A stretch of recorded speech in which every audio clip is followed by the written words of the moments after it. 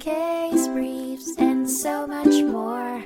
LSData's got what you're looking for.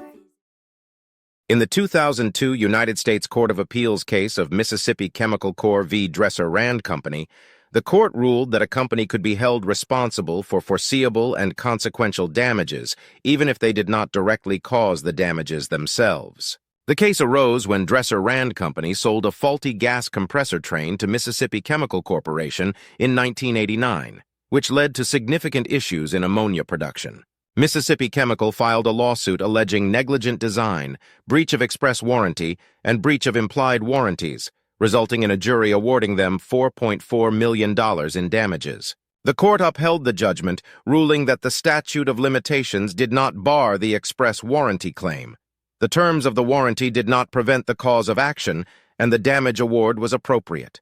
The plaintiff's expert was also deemed to have adequate knowledge to testify about lost profits. In conclusion, the court affirmed the district court's judgments, denying Dresser Rand Company's motion for a new trial. Case briefs, and so much more.